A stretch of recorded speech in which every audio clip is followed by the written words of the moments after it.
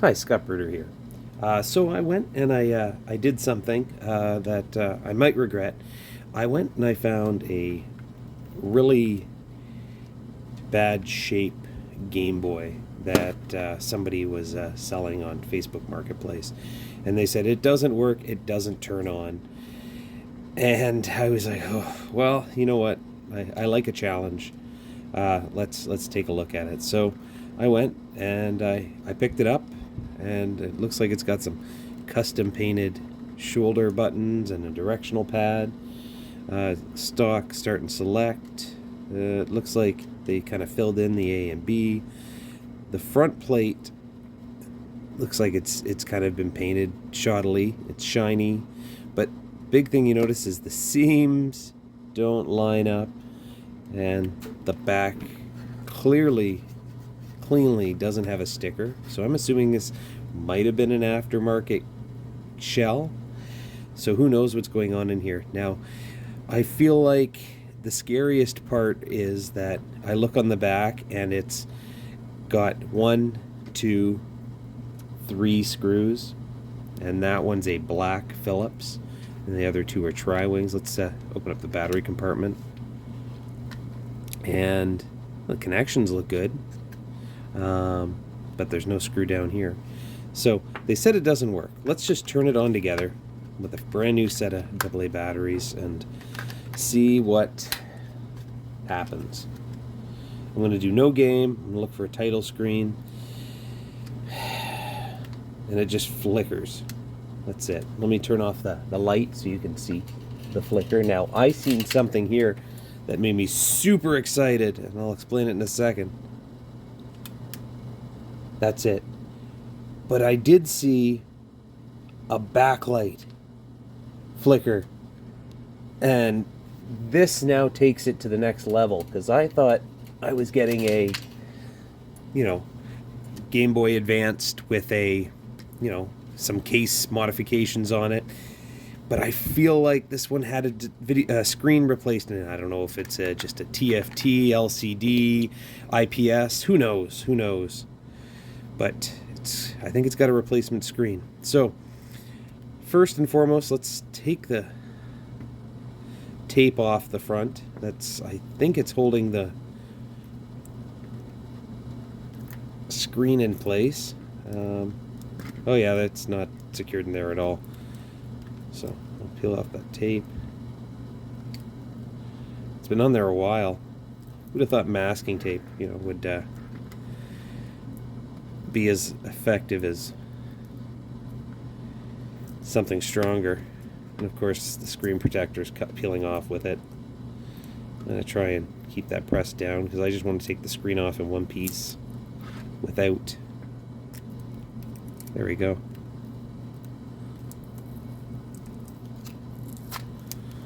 So that's off. That's got a lot of... It's got the protective film on both sides, front and back. So this is new. And underneath, I've got this transparent plastic by the looks of it, and I don't know if it's got a protector on it as well, but looking around, I see a lot of I don't know, maybe the bubbling from glue or something. Okay, well, let's get to taking out these screws. So we'll take off the tri-wing ones first.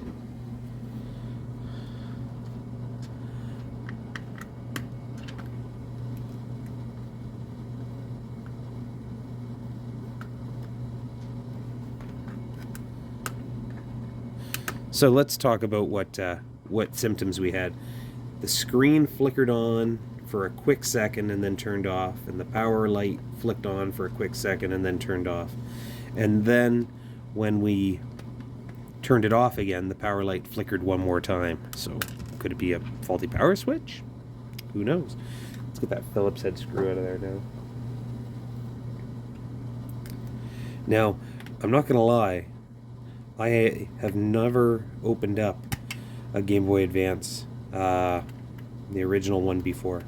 I've opened up a lot of SPs and Game Boys and Game Boy Pockets and the original Game Boys.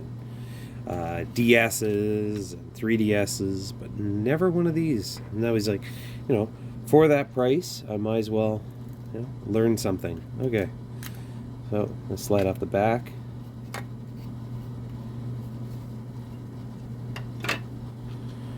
And I see a power cable. I've never done a screen mod on it, so I see a power cable. I see some masking tape holding down the ribbon cable, and definitely this does look like an aftermarket screen mod. Looks like it might be a little dirty. Let's zoom in there so you guys can kind of see as well. We've got this power cord. I'm assuming that's the backlight. It's also been pinched there. That's probably not the best. Oh yeah, it was crushed right there in the case. So let's hope that that cord works. And if I look over here, I see some bad stuff. It looks like a botched soldering job. I also see a botched soldering job across these components here. If anyone wants to comment on what they see, great, but I feel like we've got a blown fuse or a bad solder job on a fuse. I'll have to clean that up. And we'll come back to it. So let's I'm gonna get all of you to kind of put your comments in about what's happening at C65, and then what's happening here at also, it looks like, what is this, Q6. Also what's happening here at C35, R12, C36. And I got another botched up Phillips head screw. It looks like it's been stripped. Now if we go look down here, the power switch looks pretty good. I don't see any bad jobs there. Terminals look good. Looking up here at the top, it looks like it could stand a cleaning, but nothing damaged. Work our way over here. Ribbon cable looks fine. Something's definitely happening under the screen to hold that up so much. You can see here, like, there's a huge gap between the board and the front. So I feel like I'm gonna have to lift this off and see what's happening with the screen. Maybe the body needs to be trimmed a little bit better. And if we look down the left side here, the screw looks okay. Everything else looks pretty clean. Okay, so let's get the soldering iron done, or up and running. I'm gonna just remove this the wire. I'm gonna disconnect the screen here, and I'm gonna remove that circuit board, and we'll see what's kind of going on here. Okay, what do we got? Let's take a look. Soldering iron's warming up.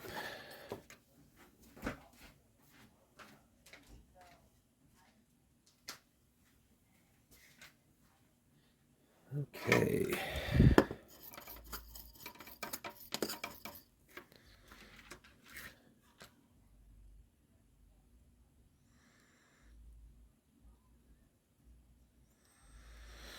That wire looks rough. I don't even know if we can show everybody there, but it's been very singed.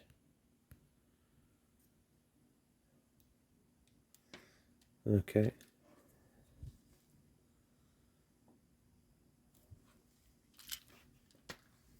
Let's put a little bit more light on that matter.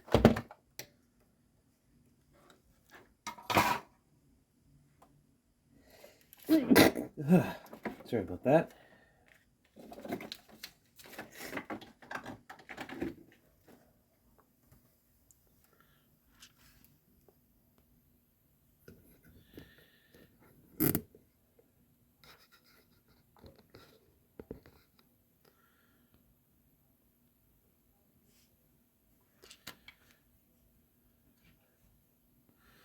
So I think that's good there.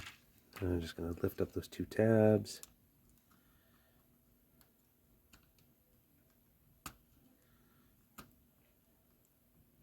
Ooh. There you go, that was kind of rough. Wiggle out the cable. It's loose, that's fine. Let's take out the two Phillips head screws holding in the board. Is it only the two? Now, maybe there's more that got missed. I don't know. I feel like these two pads here have through screws that go through the back plate. Oh, I see one, two, and three. Three screws holding this in. Okay, let's take those three screws out.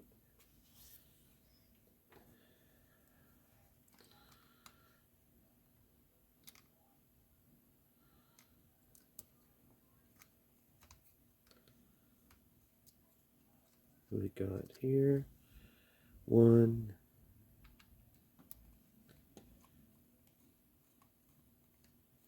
two. Uh-oh.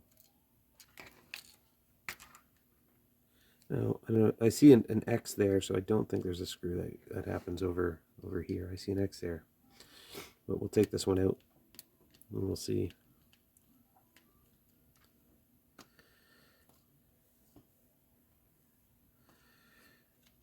Take out the power switch, and yeah, the whole thing kind of lifts up. I see the speakers attached, so I'm just going to lift and remove the ribbon cable.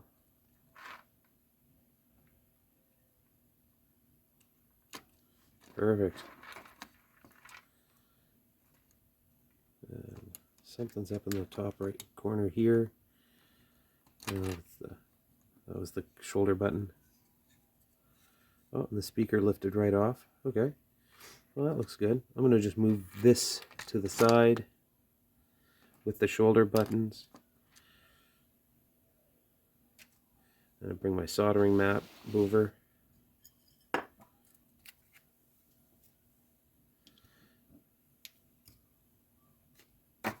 Okay. We'll take a look at this side. This side actually looks super clean. I don't see any damage. Let's look under the speaker. That looks super clean. Perfect. Over on this side, that all looks super clean too. If anyone sees anything, you know, make a comment at the timestamp. But no, that looks great. Okay, so I'm just going to clean up some of this area in the bottom corner here. Hit it with some rubbing alcohol. Let's see what we can do.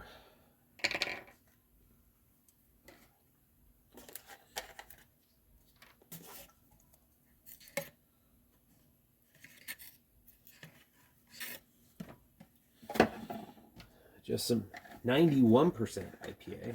I have 99, but use what we have in quick supply. I think there's something up here with these capacitors. I think someone tried to do a recap and failed. I don't see any other damage.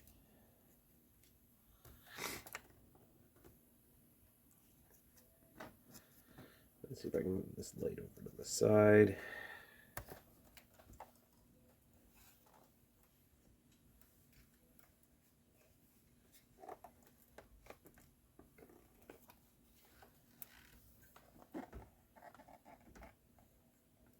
Well, that's fun. The angle on that light. There we go.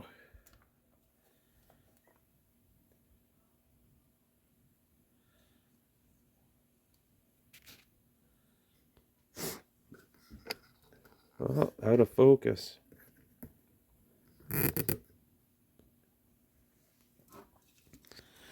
Okay, first and foremost, I want to get rid of all that ugly solder I've got down there at C56.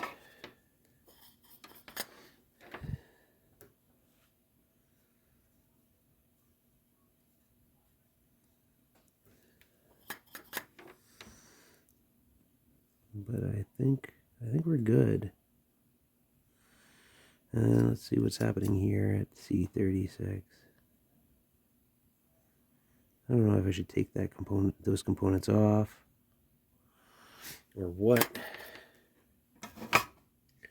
Set it with a bunch of flux.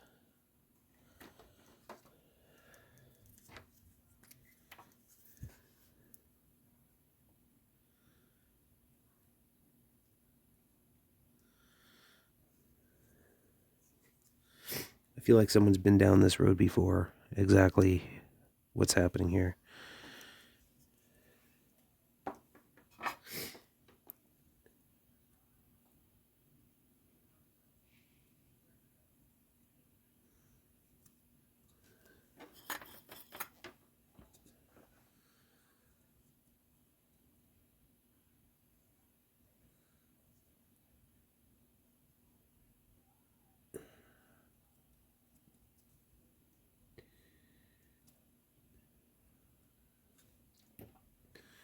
So take the C35 off,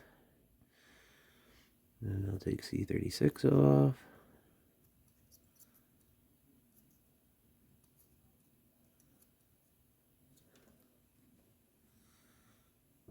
Okay, and then let's just hit that some desoldering braid after we get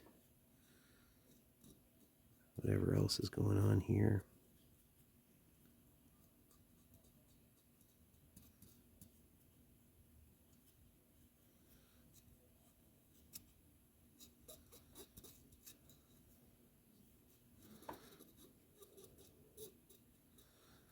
So, doesn't look too bad. Contacts look clean.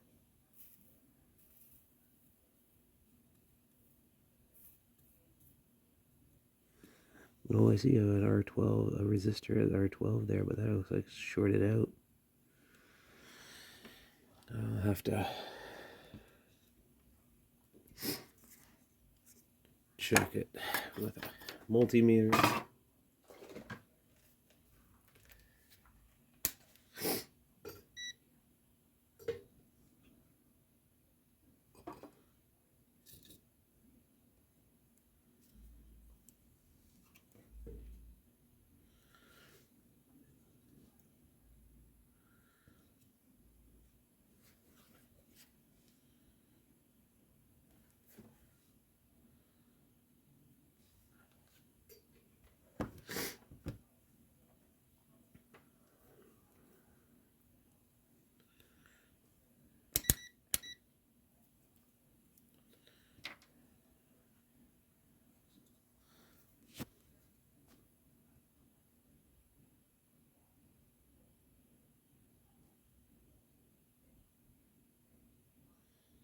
Well, I've got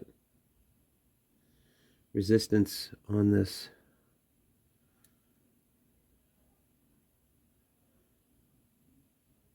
one ohm.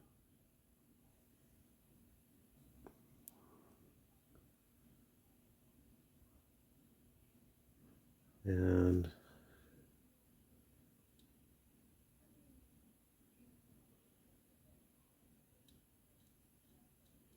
I don't know what that's supposed to be there. I feel like that's not a capacitor. I don't think that's anything there but some slag on a bad solder joint. Let's just take that off.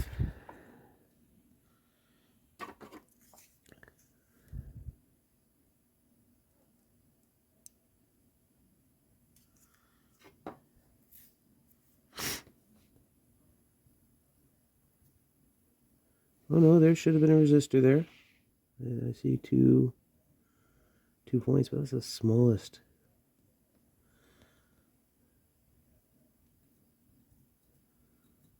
Okay. I'll have to find the value of R12. There's definitely not a component there.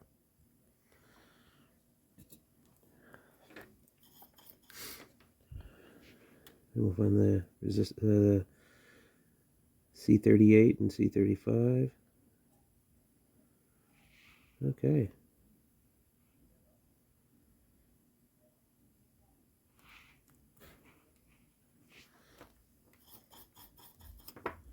Well, I'm going to let you guys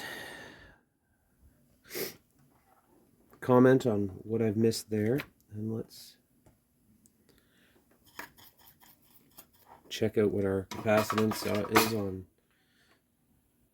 C36 and C35.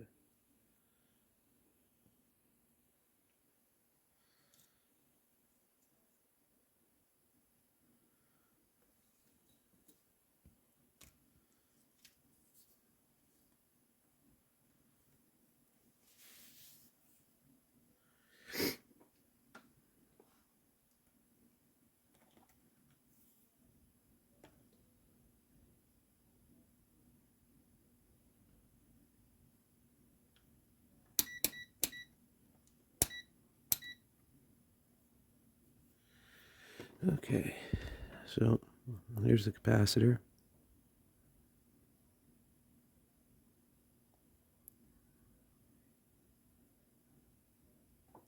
All right, let's change up my probes. Let's go for... Oh, I realized I wasn't in focus that whole time.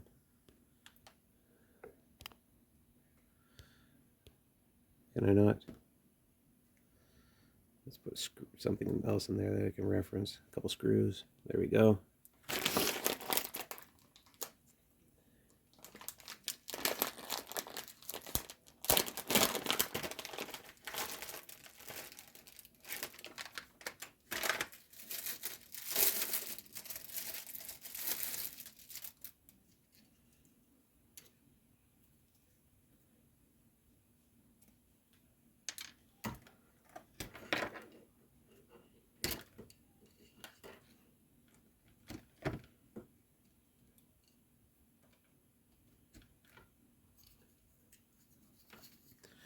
Okay, I got these little tweezer probes.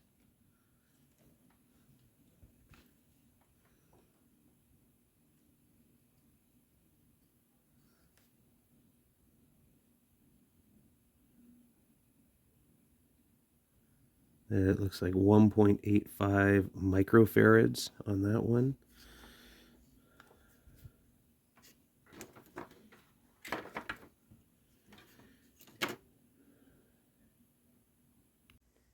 So I may have got ahead of myself off camera, and I wanted to come back in here and tell everybody what I ended up figuring out. But I fixed it. Actually, you know what? Let's test it together, and we can see. Okay, negative to negative, positive to positive, and there you go. So what actually happened, and I'll zoom in, is right here on this transistor here, there was a short across the two contacts, and the system was just flashing when you did it. So this here's of course an old system. It's got a IPS, or no, it's not an IPS screen. This is a screen from a GBA-SP, back when that was fashionable to put those screens in things. I feel bad because now there's a Game Boy Advance SP out there without a screen, but it is good. Let's see if we can try it with a game. I don't even know what I have for a game.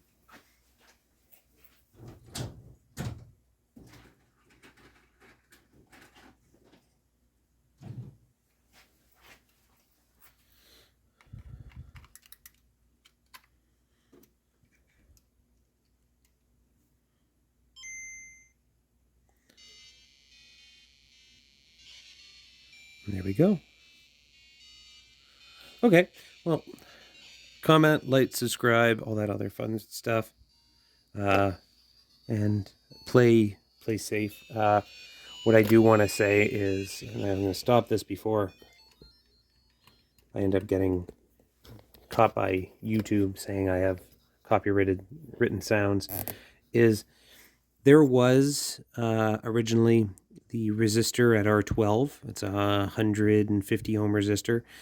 It was knocked off during whatever process had happened of I guess, replacing these capacitors before I got here. So I replaced those, put those on the board fresh. Again, after cleaning them up, and tried to clean up the area over here. I am going to order from DigiKey a R12 150 ohm resistor, and get rid of that little short wire I've got there. Comment, like, subscribe, and tell me what I should do with this, because I want to put it in a case, in a new body. But for the meantime, it's going to go back in the orange shell with the very custom clear purple painted gold front shell. Perfect.